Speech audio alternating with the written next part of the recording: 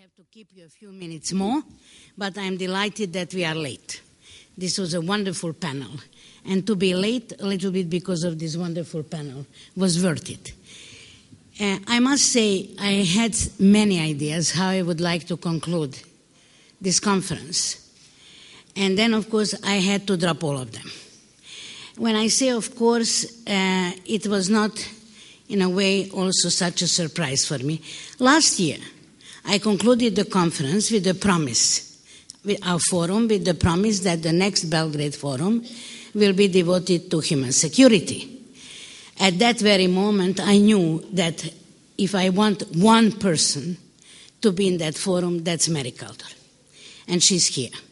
So I feel blessed with her presence, not only because Mary is one of the leading authors of human security, as so to say, strategy as such, but also because Mary was with me in this city at a very important international conference. She organized it with me.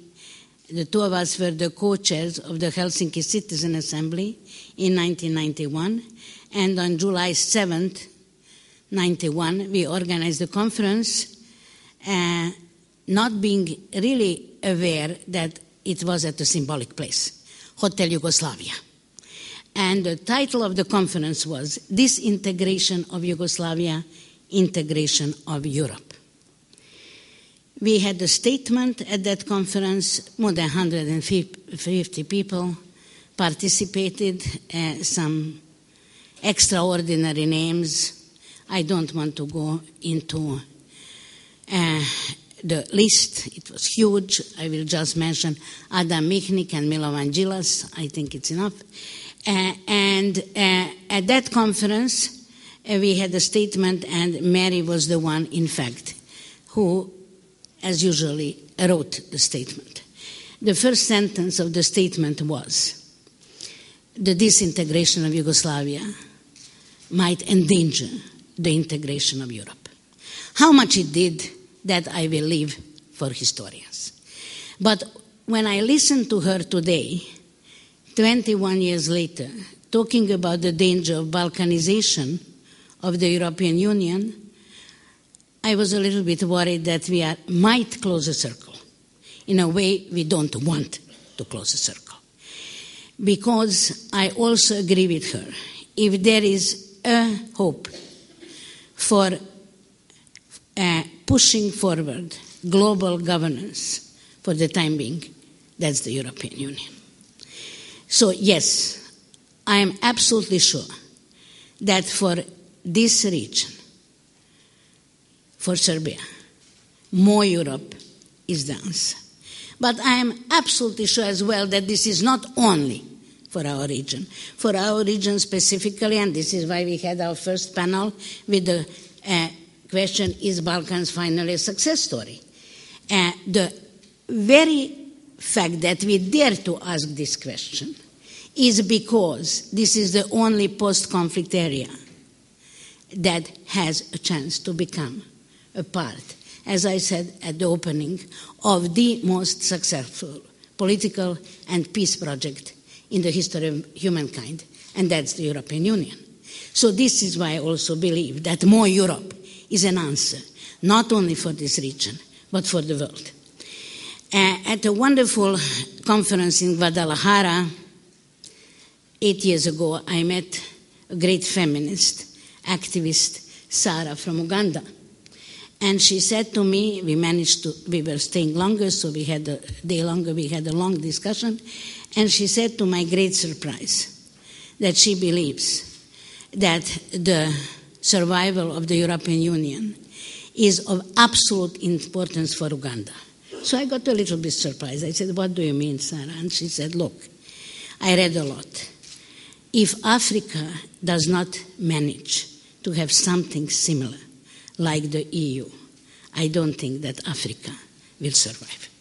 Another reason why I believe more Europe is the answer Of course, it will be changed, it will be different, it has to be changed, but I think if we really care for security of ourselves, our country, our region, and the world, that is the answer. Thank you, Mary, for bringing it up today. Now, I will go to the second part of my brief speech, which is devoted to partnership. I think there is no security without partnership. And there is no Belgrade Security Forum without partnership. This is why I would like to thank all our partners who not only supported this event, but who were with us from the very beginning in also inspiring us for different topics to be addressed. And of course, first and foremost, it's the UN Women.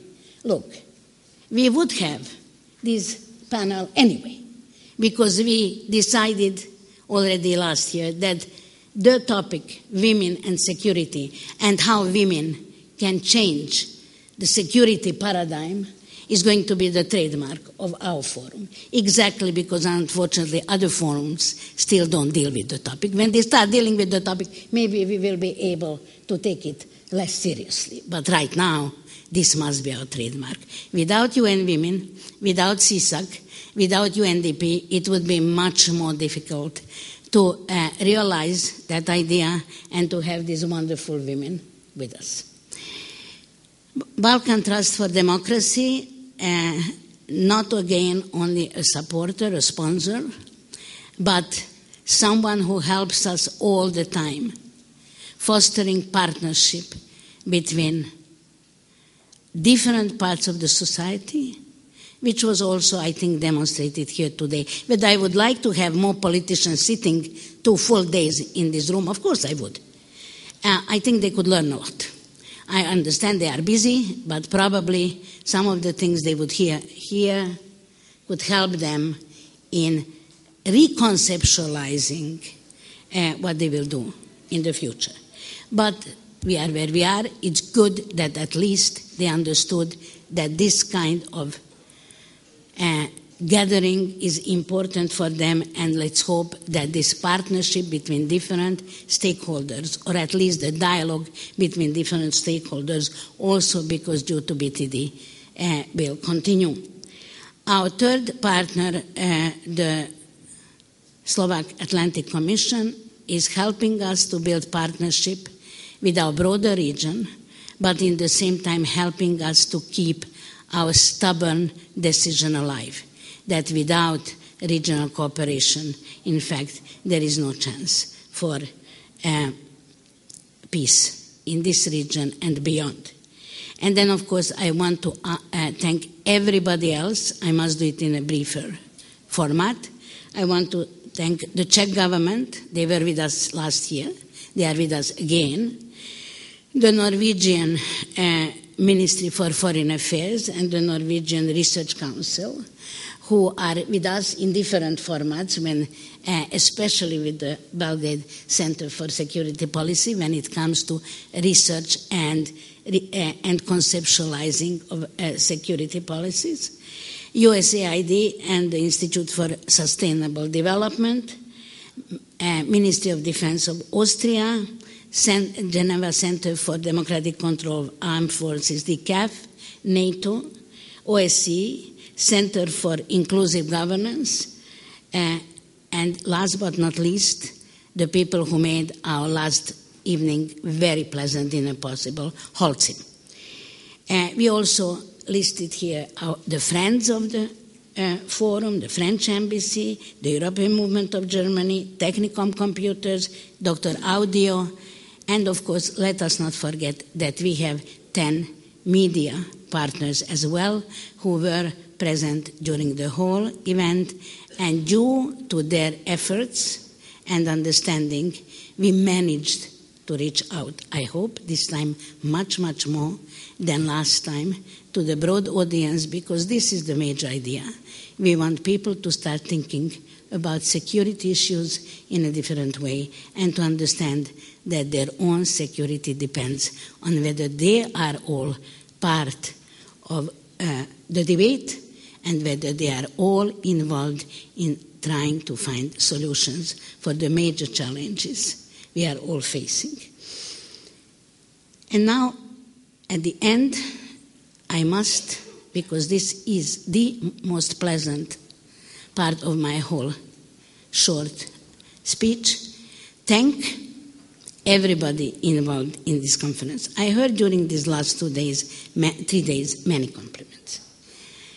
There would be no compliments without a fascinating team of people standing behind this event who worked for some of them for an almost whole year, some of them for a few months, and then, of course, some of them in a fascinatingly committed way as our volunteers the few last days and during the event.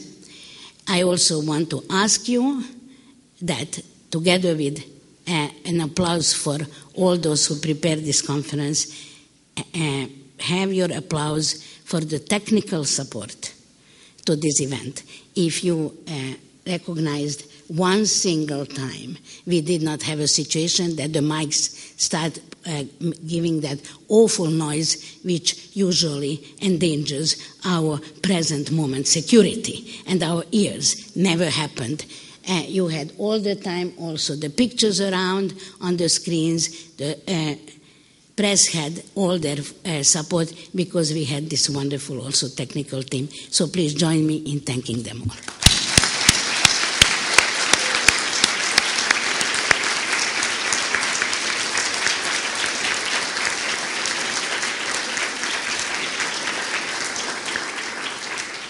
Thank you very much. All the volunteers are also here with us. And now you can leave for your well-deserved lunch. See you next year.